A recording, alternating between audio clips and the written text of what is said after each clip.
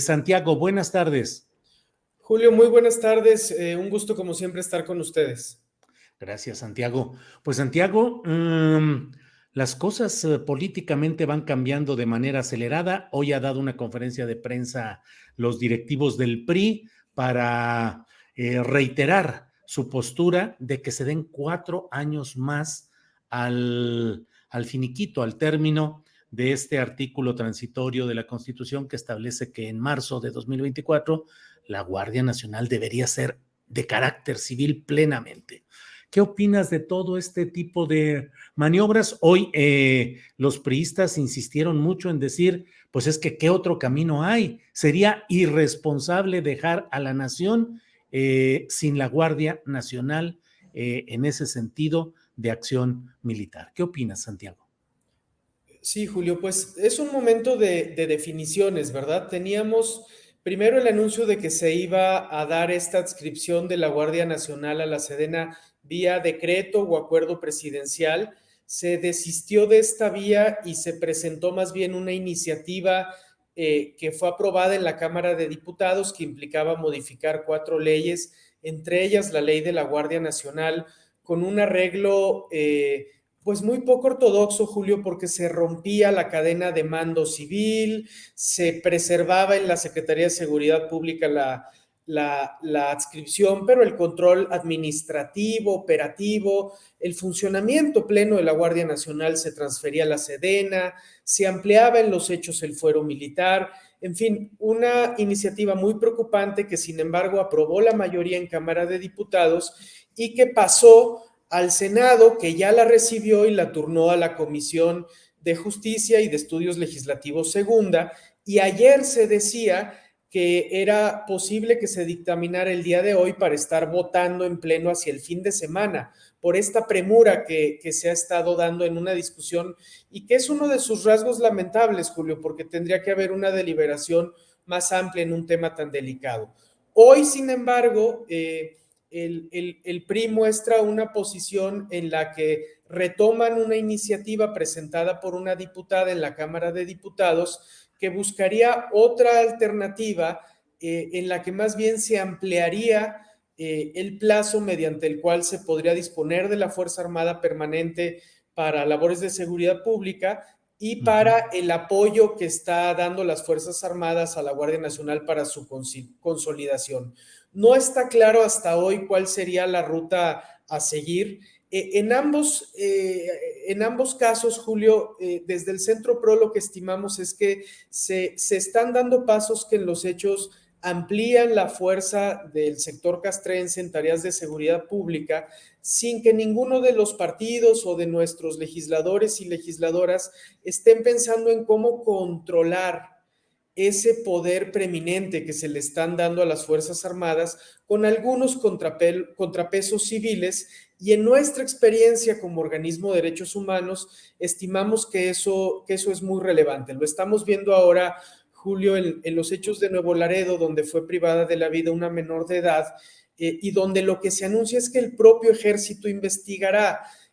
Pues eso da cuenta justo de la falta de controles civiles externos sobre la actuación de las Fuerzas Armadas y nos parece que sea cual sea el curso que se decida, si es la ampliación del plazo vía la modificación del transitorio o esta otra idea de reformar las 4 leyes y señaladamente la ley de la Guardia Nacional, este es un tema que no debería soslayarse.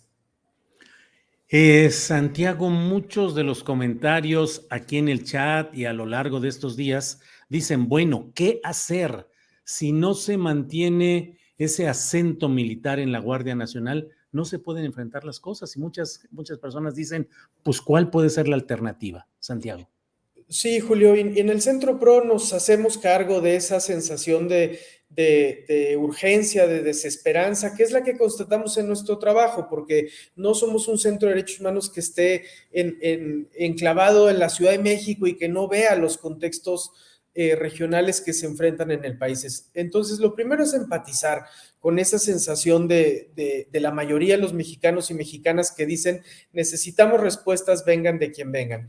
Pero lo que quisiéramos complementar a ese reclamo es insistir, Julio, en que el despliegue de Fuerzas Armadas es una medida de contención, de presencia en territorio, que no suple el otro gran componente que no estamos teniendo en este sexenio, que es el de la acción decidida de la justicia para desarticular redes criminales con herramientas criminológicas del siglo XXI.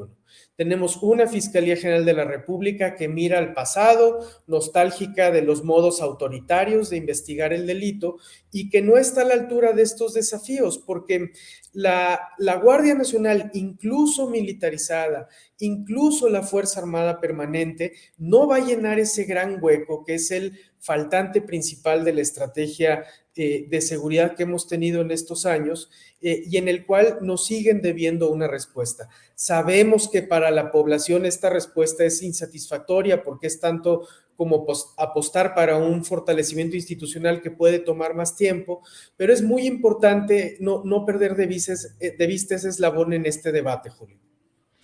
Santiago, el presidente de la República insiste, lo ha dicho varias veces, que su propuesta de pasar la Guardia Nacional a la estructura operativa y administrativa de la Secretaría de la Defensa Nacional obedece a que no quiere que se caiga en el esquema de corrupción que se vivió anteriormente con policías federales. Las Fuerzas Armadas son menos corruptas que las policías y los órganos civiles, o hay un manto de opacidad normalmente en el manejo presupuestal, operativo, en fin, ¿cómo va esa consideración respecto a si en el manto militar habría menos corrupción, Santiago? La experiencia, Julio, de los organismos de derechos humanos civiles en México más bien ha sido el segundo escenario que planteas, que la opacidad que rodea a las Fuerzas Armadas nos impide conocer fehacientemente si en efecto tienen prácticas más honestas y si en efecto respetan más los derechos humanos. Nuestra impresión es que no, y la ausencia de controles civiles externos robustos confirma esa suposición o la alimenta al menos, Julio. Y lamentablemente no estamos exentos de casos de corrupción que involucran elementos de las Fuerzas Armadas, la construcción de las bardas del aeropuerto de Texcoco es un buen ejemplo de ello, la manera en que se ha acudido a factureras falsas es otro. Si hablamos de derechos humanos, pues recientemente hemos tenido un avance en el esclarecimiento de lo ocurrido en Ayotzinapa, que da cuenta de lo que ha sido la historia reciente del ejército en el país. Entonces, no estamos en una condición en la que podamos confiar a ciegas en las Fuerzas Armadas, en su honestidad y su compromiso con los derechos humanos. Sin duda hay elementos muy valiosos adentro de las Fuerzas Armadas que prestan una labor indispensable, pero como cualquier institución que adquiere un poder tan significativo, están expuestos a la corrupción y a incurrir en abusos. Por eso nos parece que la discusión relevante no tanto es si se militariza o no, o cómo le llamamos a eso, sino cómo se diseñan controles civiles externos fuertes para lo que estamos viviendo. Porque hoy que tenemos un presidente fuerte, nos dicen, Julio, que esa es la garantía, el tener un comandante supremo. Pero la pregunta es, suponiendo que eso fuera así, ¿qué pasa después de 2024? ¿O qué pasa más adelante cuando otra opción política gobierne el país? ¿Vamos a poder volver a introducir a las Fuerzas Armadas a un orden constitucional en el que se subordinen a las autoridades civiles? A nosotros nos parece que ese es el tipo de preguntas que debemos estarnos planteando ante tanto fortalecimiento de la institucionalidad castrense que hemos tenido. Gracias, Santiago. Gracias por esta entrevista y por puntualizar algunos aspectos de esta discusión pública. Cierro solo preguntándote, ¿qué tanto esta vocación que se está expresando socialmente de decir sí a las Fuerzas Armadas, el que sea que venga y que nos resuelva los asuntos, si son soldados, marinos o quienes sean, es lo mismo, pero qué tanto a una sociedad la va encajonando o empujando hacia posiciones menos democráticas y más proclives a la mano dura. Sin duda ese es el camino al que nos lleva a adoptar estas posiciones, Julio. Y hay que decir con toda claridad que es una tendencia global y que en México ningún partido ha estado ajeno, a caer en el recurso fácil de la mano dura en seguridad. Cuando hay tanta violencia, cuando la criminalidad está desbordada, se activan pulsiones de miedo en las personas y eso nos vuelve proclives como electorado a apoyar la mano dura en justicia penal y en seguridad. Lo vemos ahora en la discusión sobre prisión preventiva oficiosa.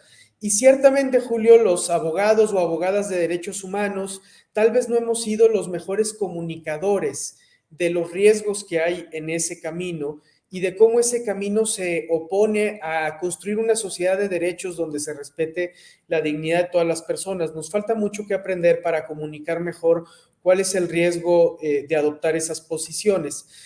Pero con todo y esas deficiencias hay que decir que con mucha frecuencia estas son soluciones efectistas que los distintos partidos políticos, ninguno está ajeno a esta tentación. Hoy gobierna uno, pero en el pasado otros lo han hecho también. Proponen estas supuestas soluciones, pseudo soluciones al problema de la violencia y de la inseguridad, pensando más en la próxima elección que en construir un país que reduzca sus índices de violencia efectivamente hacia adelante, ¿no? Seguimos teniendo en México un serio problema de gobierno político de las instituciones de seguridad y de justicia común a todos los partidos y eso, más que ser parte de la solución, es parte del problema.